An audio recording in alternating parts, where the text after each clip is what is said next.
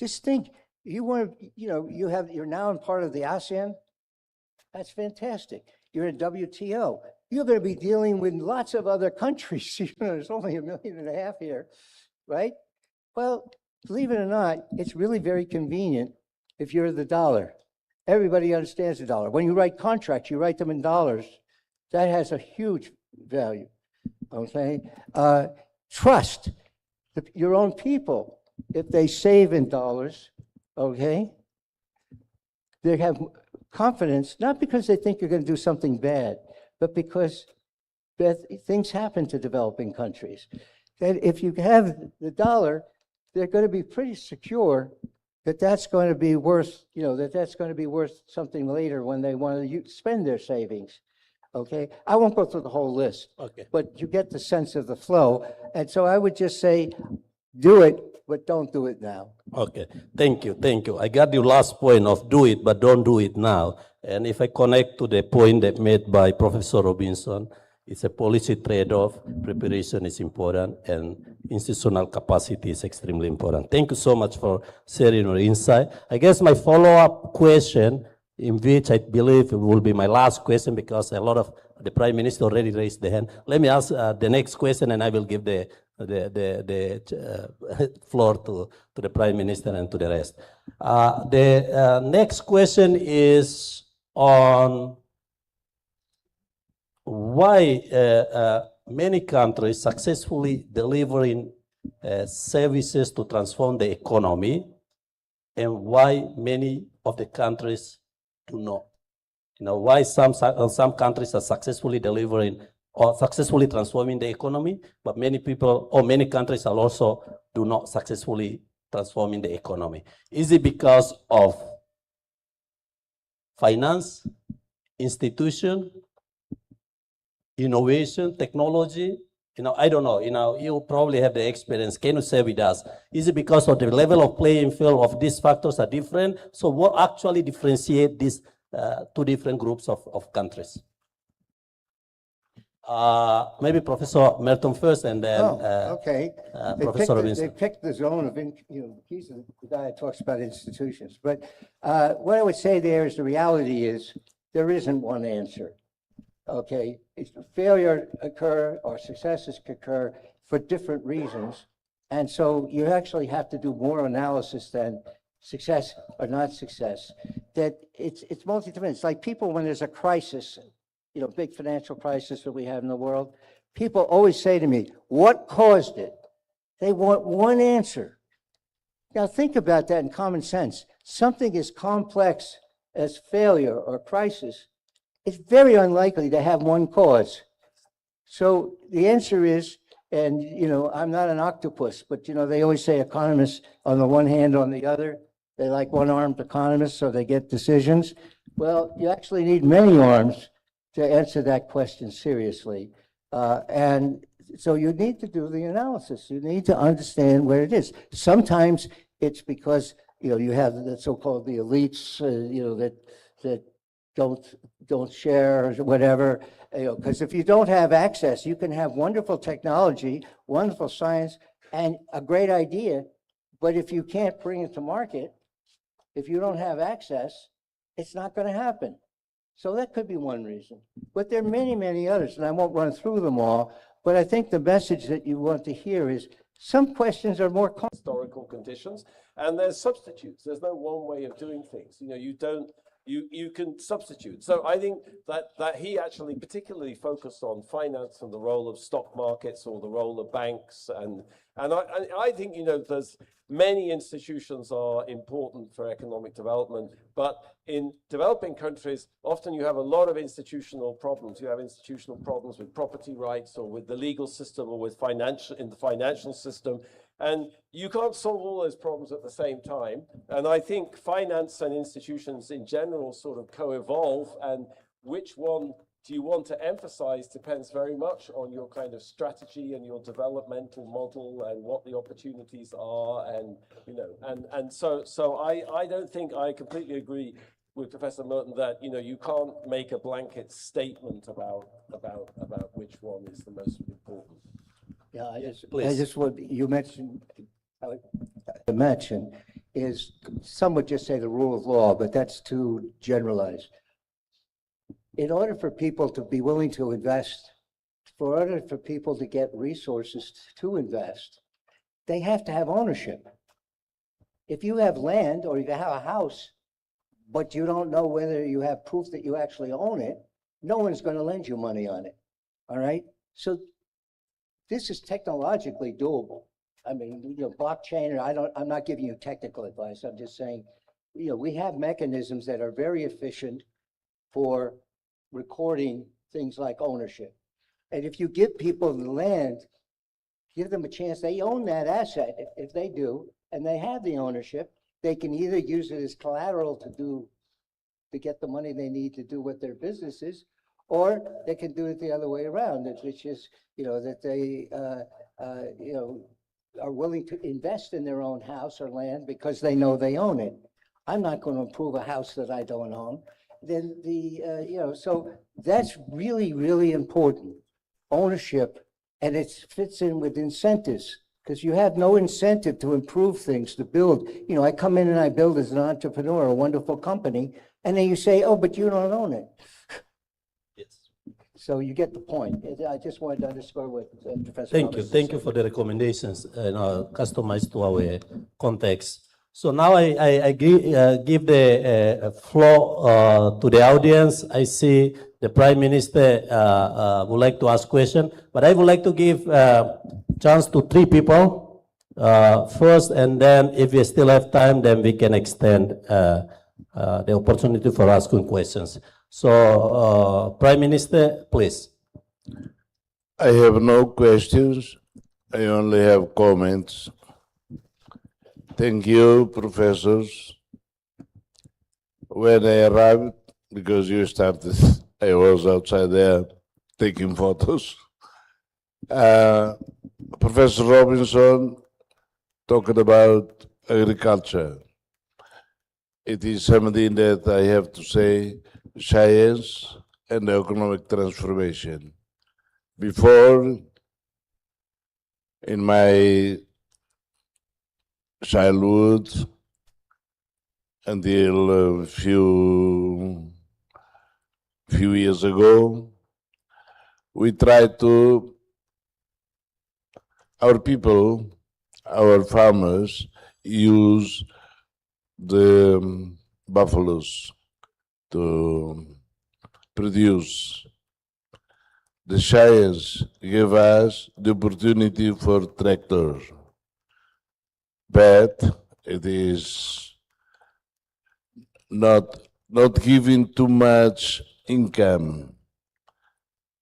Recently, because of the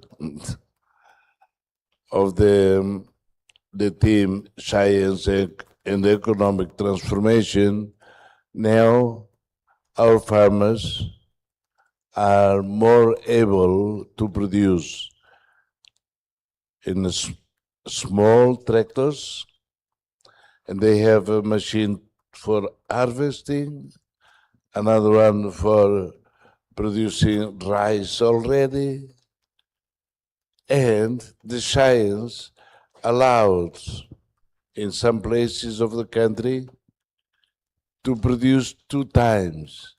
Before it was only once. Now, it means, yes, it is what we are trying to learn from developed countries. About the problem when I came in, the first question was about currency. You are right, Professor Robinson, no. Merton. Professor Merton. Merton, I'm him. about the confidence, stability, trust. That is why right now we are still using US dollars. We cannot be so ambitious to have our own currency. It is a stupidity. because you know, we go around. In 1 month, we go to Bali, $1 is 19,000 rupees.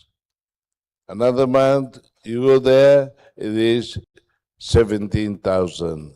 Another month, you go there, suddenly it is 9,000. We don't have, I believe, we don't have the basis to have our own currency. And the dollar is helping us for the stability, for the confidence, trust.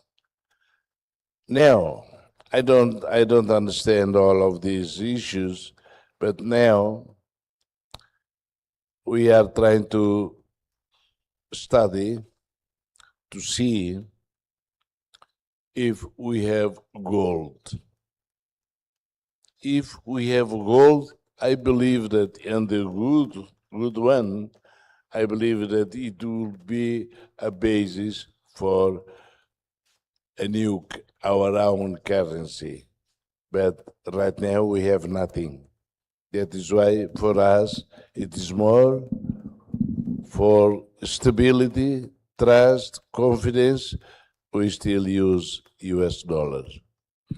The other question was about some countries use this, some countries, why? I believe in the previous session, it was there as moderator, the Secretary General of G7 Plus. G7 Plus is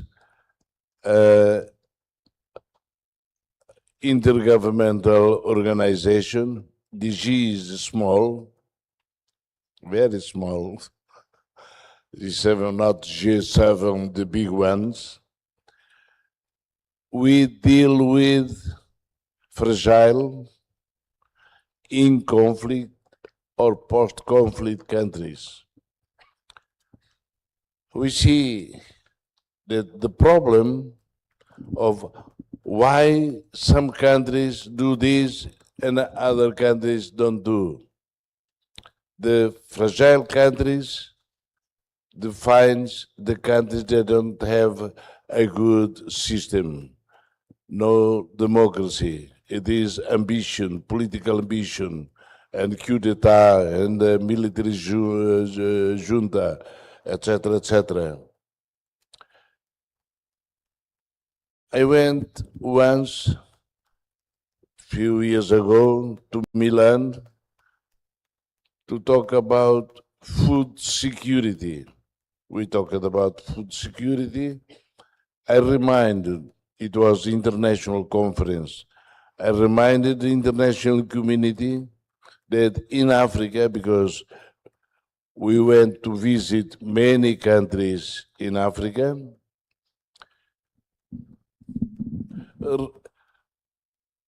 big countries, rich countries, with big rivers, very good, with a big potential to produce, but because of the conflict, they don't produce.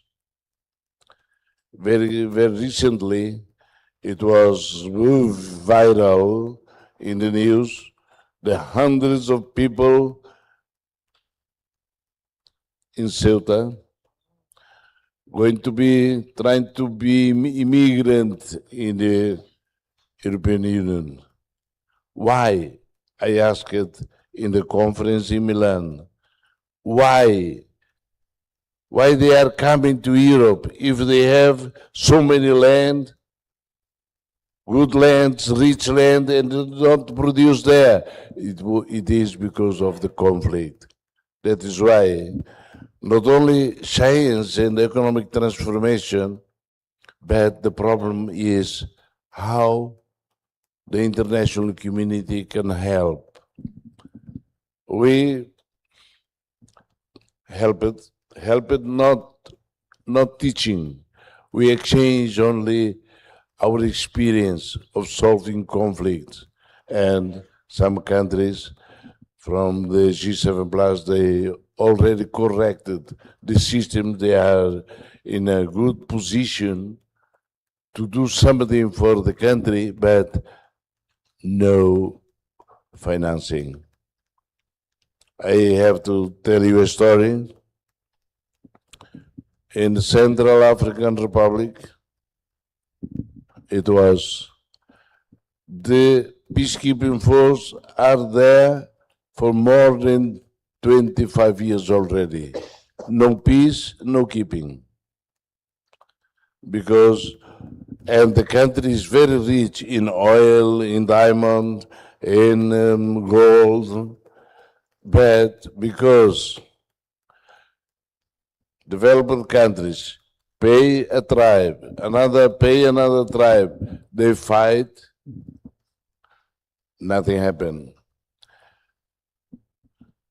That is why I believe that beyond the scientific perspective, we have to talk about the problem of helping them to solve their conflicts, and the international community can give some money to them to start, because in our theme is no peace, no development, but if no development, no peace.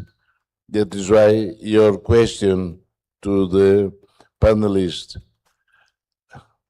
the problem is this. I said already, science helped us to start developing our agriculture, the small machines. Before it was big tractors and so difficult. Now, small. And after that, they can harvest with also small machines. And the science allowed us to see the situation and to teach the people to produce twice a year, at least. In some places with more water, they can produce 3 times a year. That is why I'm very sorry, it is only a comment on the currency. We cannot avoid, because now is more stable for us, give more confidence to our people using the US dollar. Although there is a very problematic time now, but and for the countries that do something and countries that cannot do something, it is the problem also of the international community changing their policy and try to help. To help, because if they change already the regime, if they got already peace, now without money they will not. And because if there is no change there, the population will be, same. And before it was the same, now also democratic, very democratic, but we are not going anywhere. It is only a comment. Thank you very much. Thank you, Prime Minister, for the comments. I don't know, Professor, do you have any reaction towards the comment of the Prime Minister? Or otherwise, because we are probably about 5 minutes more left, so I want to use this time efficiently, but otherwise you can make a short comment to the Prime Minister. Can I just make one comment on the currency, because that's what's been the discussion. Many of you know about all the technology, cryptocurrencies and everything. I'm not going to go into that, but that's very modern. Ask yourself, they usually say all the currencies, dollars, RMB, sterling, Bitcoin, whatever, they're all what we call currencies with no real backing. That's a mistake. That's a mistake in thinking. And let me just give you an example. If the dollar, if tomorrow, this afternoon, every country in the world said we won't take dollars, of course, the US would, okay? Let's say the dollars crash. You know what I'm going to do? I'm going to sweep those dollars up. Why? Because they have intrinsic value. I'm going to start in the United States, and I'm going to go to everybody in the United States who has a dollar mortgage. I would say, I'll pay it. How about your taxes? They're in the United States dollars. I'll pay your taxes, you know, for a small fee, okay? And when I finish with $112 trillion of real estate, I'm then going to go to the rest of the world where a huge number of contracts, long-term contracts, not overnight, are in dollars. They don't have a choice. Your bank in the United States, if it's in dollars, they have to accept dollars. So if I could say anything else, since we're on the topic of currency, keep in mind, Bitcoin is missing the thing that structures it, which every central bank does, to take that currency and relate it to things you want to buy. It's missing a mechanism. Now, I'm not trying to put Bitcoin down, but I can't resist with all the topics of technology and those things. There's a lot of stuff that you better investigate pretty carefully to see if it's sustainable in any fashion. Sorry, Thank but you, Professor. I feel Professor Robinson, you have any reaction or no? Okay. So now I'd like to take someone from this side. If you have any question for students, if you are struggling with the language, you can ask in Tetun and we try to translate with my poor English. And also from this side, because we want to take more questions from the students if possible. So, okay, the lady. Yeah, please. And from this side, do we have anybody that would like to ask questions? Tapos sila beluso Tetun e depois kami tenta traduzir em inglês. Please ask the question and to whom you address the question. So, good afternoon to everyone here. My name is Leah, and I'm currently taking my internship in National Petroleum Authority. And my question is related to both Mr. Robert and Mr. James. So, in a country that is trying to improve its economy, how can we push productivity and efficiency in the financial institution to then diversify and optimize them in the long run? And how can Timor-Leste do that sustainably without the usage of AI? Thank you. Well, I got every part except You got the question, right? Because Professor Robinson doesn't get the question. Hold on. So I think the question is about how can we boost productivity without using AI? Am I correct?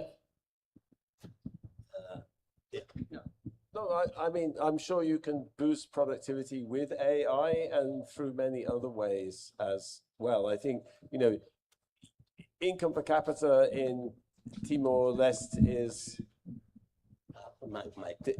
income per capita in Timor-Leste is like $3,000 PPP adjusted or something, $3,500. So this is enormous difference between productivity levels in Timor, whether it be in agriculture, in services, or anywhere else, and richer countries. So I'm sure there's all sorts of technologies, all sorts of changes in practices which would improve productivity with AI or without AI, you know. So I'm not an expert to know what those are, but I think just the sheer level of productivity differences between Timor and rich countries, OECD countries, suggests that there must be many ways of raising productivity, and maybe some of them are just much easier. You know, using AI, you need power, you need, you know, maybe you need to be able to use it in a sophisticated way. Perhaps there's much simpler ways of raising productivity, but I'm no expert.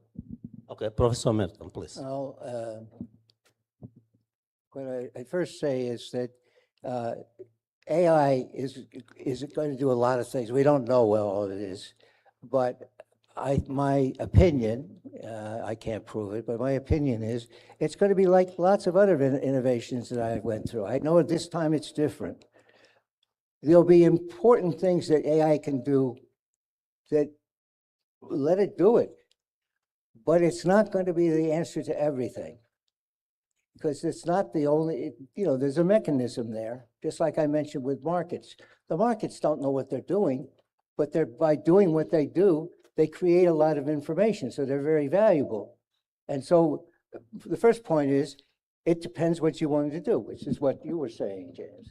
The second thing on innovation, I feel I want to just say is, looking at it, is I believe in, I won't say here because I don't know, in most countries and most large companies, if they want to do something big, innovative, like a retirement system, I mean, there's some big project like that, what's the typical process? They say, go out and find best practice. Go to every country, go to, and take the best practices and throw all of that on a table in a room, figuratively, and then put together all the pieces to get your best thing. I think that's a good thing to do, but that's not the solution. That's not the best way to do it. Why? Well, you heard it all day and you see it. You heard that the universe is accelerating. Well, so is innovation. If I have a chart, I don't show it now, but 800 years of financial innovation, and the difference between how long it took between each innovation in 1200 versus now, if you put it on a chart, you have to look at it with a magnifying glass. So it's not only continuing the innovation, but it's accelerating. Now, why is that important? Best practice, if it's best practice, is a legacy. It's being done. So it's like driving, look in the rearview mirror. You see what I'm saying? So don't ask, has it been done? Ask, can it be done? And that means a whole much more in terms of how you think about how you manage the innovation. You don't do innovation looking at the past.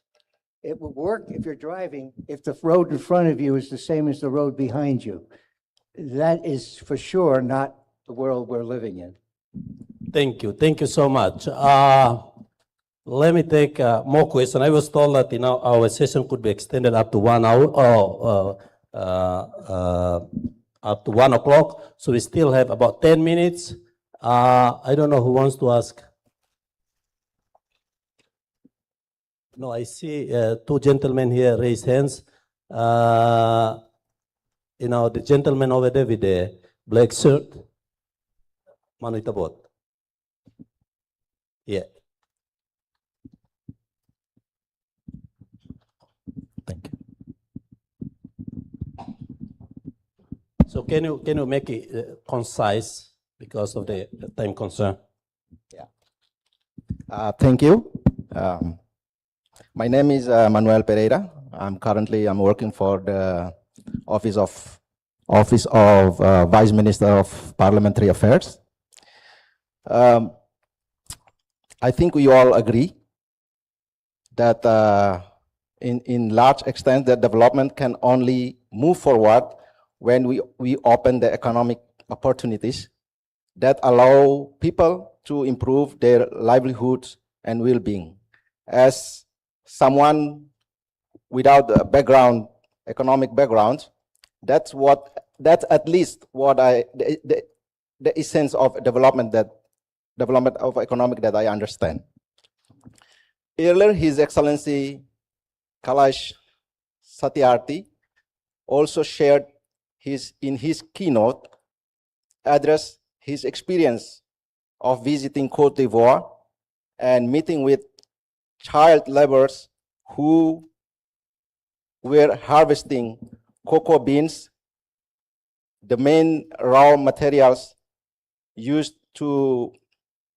Manuel, sorry, because of the time, can you go directly to the question? Yeah, he shared similar experience regarding the child laborers in Congo as well. So the story,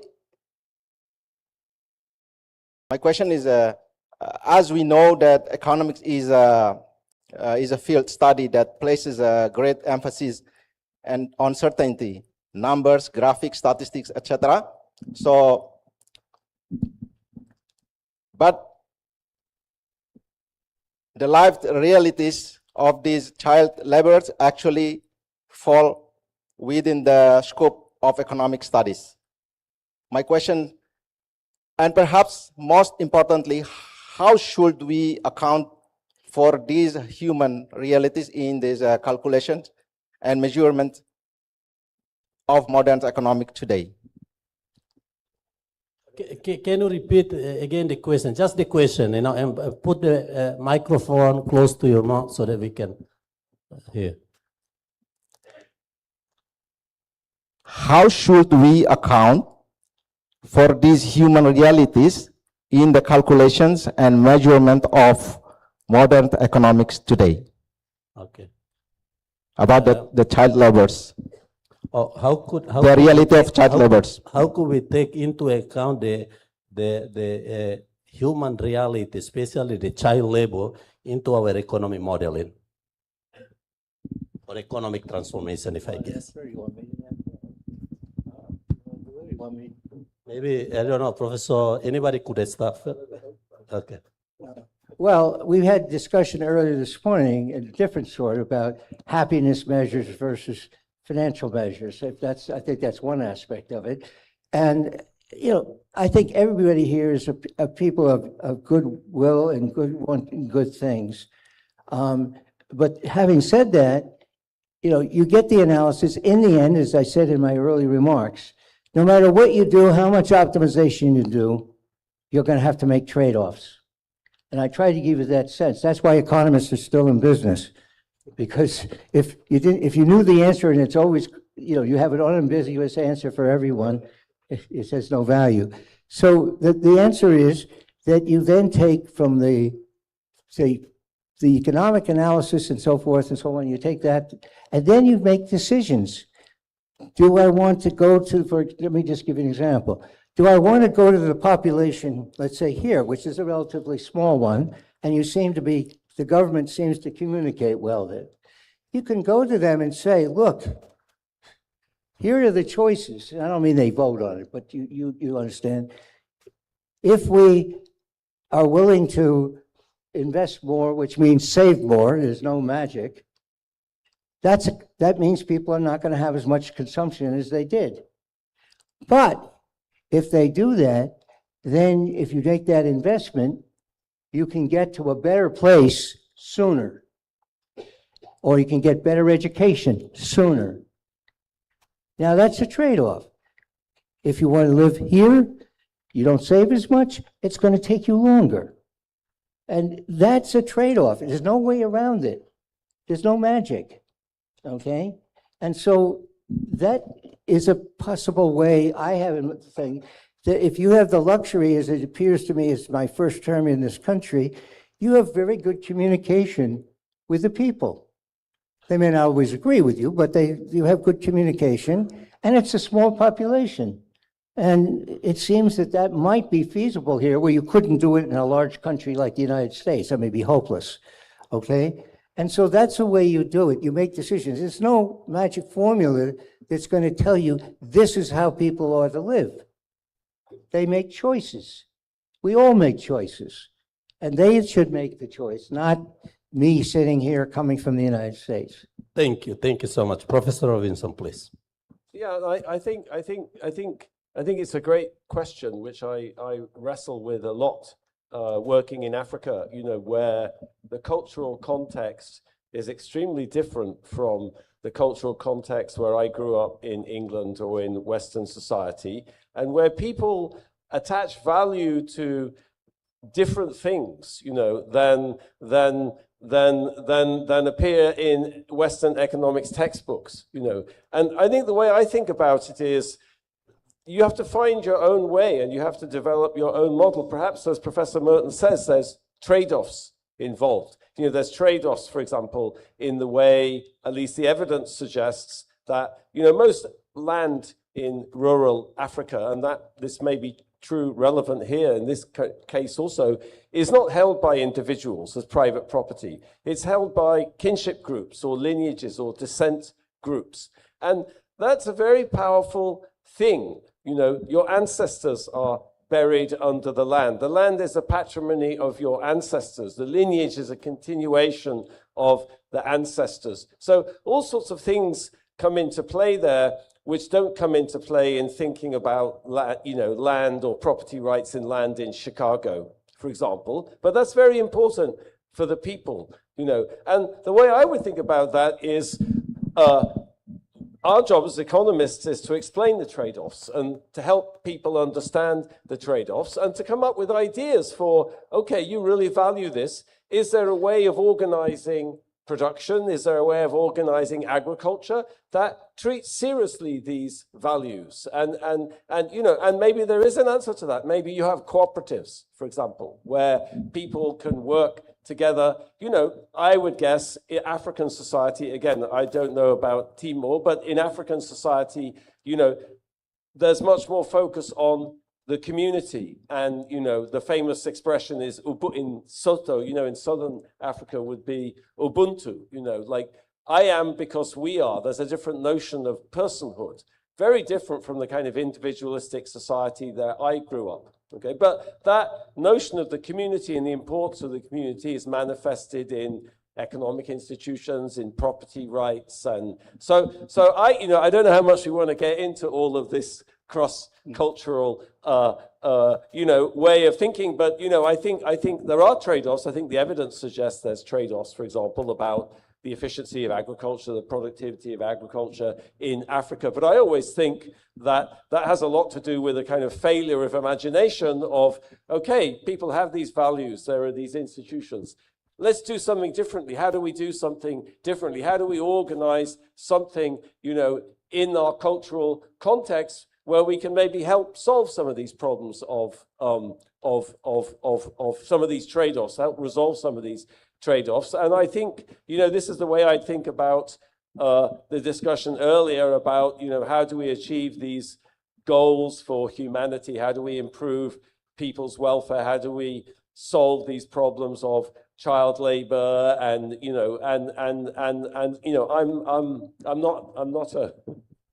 I'm not an activist. I'm an academic scribbler, as John Maynard Keynes put it, So, but anyway, let me shut up. But that's would be my response.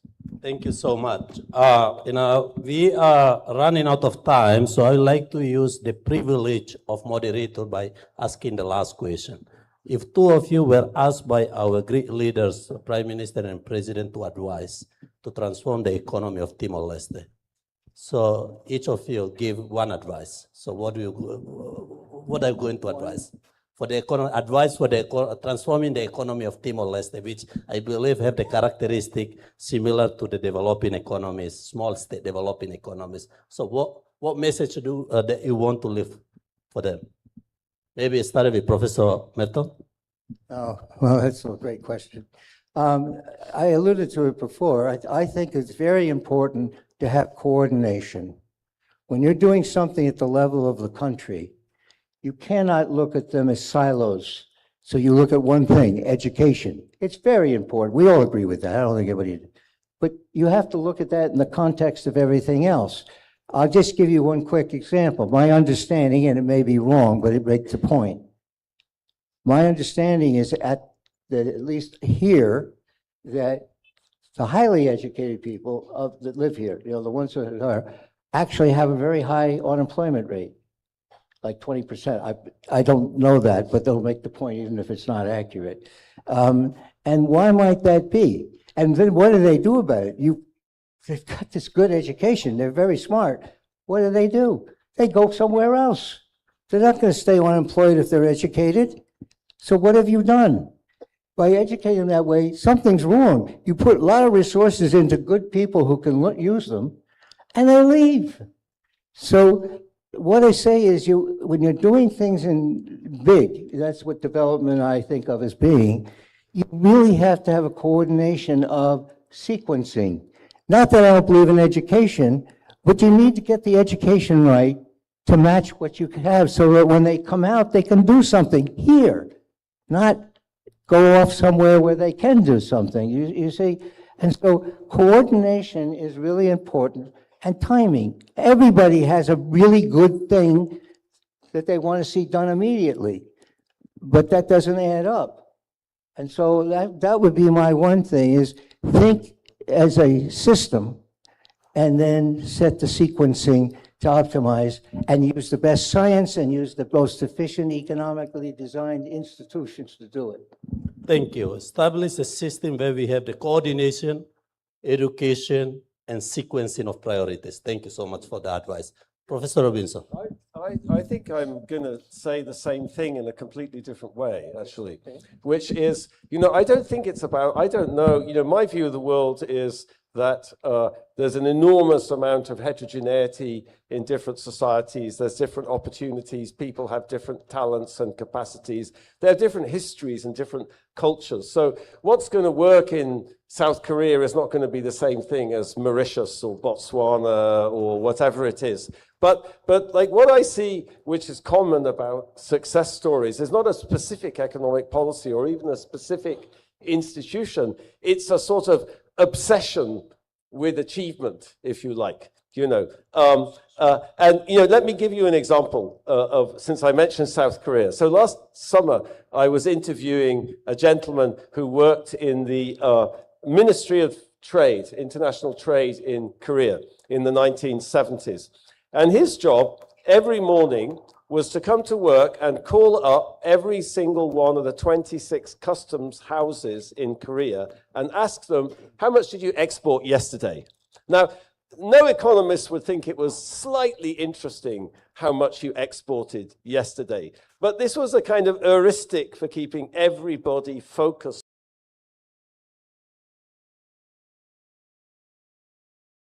on this one thing, which was exporting, which is driving forward the Korean economy. So I asked the gentleman, he said, by noon I had to get a list of, on President Park's desk of how much did every customs export yesterday. And I said, well, what happened if it was a good customs day? He said, we had a song, we'd go out for lunch, we drink wine, it was, okay. What happens if it was a bad export day? President Park would call me up and I had to go and I had to call the CEO of Hyundai and the CEO of Samsung and get them to explain, why didn't you export anything yesterday?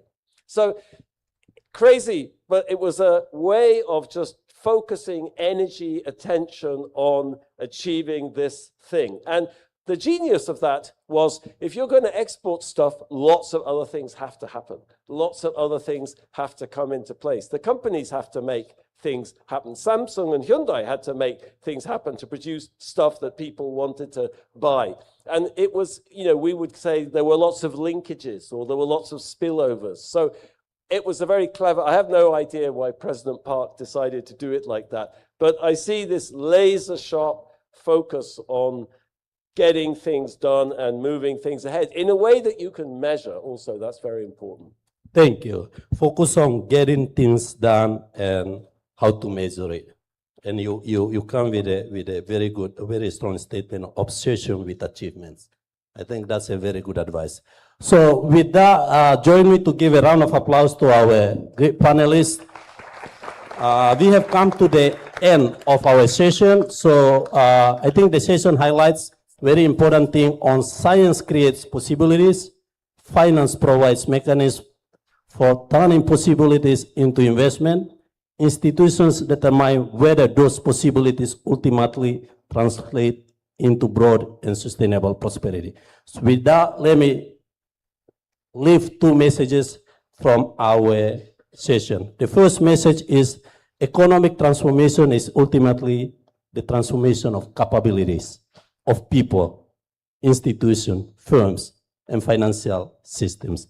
The second message, because this is a live stream, so I like to encourage young people, even our great leaders, all leaders, like our Prime Minister and President, they're still spending their time to listen, to participate in these sort of sessions, innovation, science, technology. So we, as the young people, we should invest our time to learn more from the global thinkers. Thank you so much, and thank you everybody for your participation. Thank you, Professor.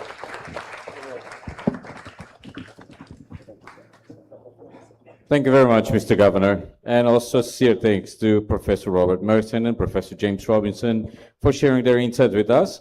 Ladies and gentlemen, excellencies, this brings our morning program to a close. We'll now break for lunch. The Science and Technology Expo remains open throughout the day, and we encourage you to take the opportunity to visit the exhibitions. We are also serving our international guests coffee. Please try some Timorese coffee at the Coffee Garden. For those of our panelists scheduled to return to their hotel before the afternoon program, please report to the logistic desk. Our main conference program will resume here at 2:30, and we'll remind you 15 minutes before our commencement of the new panel discussion. The next panel discussion is on feeding and sustaining the planet. Please ensure that you're back in the hall and seated few minutes before the session begins. Thank you and enjoy your lunch. For our VVIPs and also international guests, lunch is still the same as our coffee break. For all the participants, please enjoy your lunch. It's served at the corridor just next to the entrance door.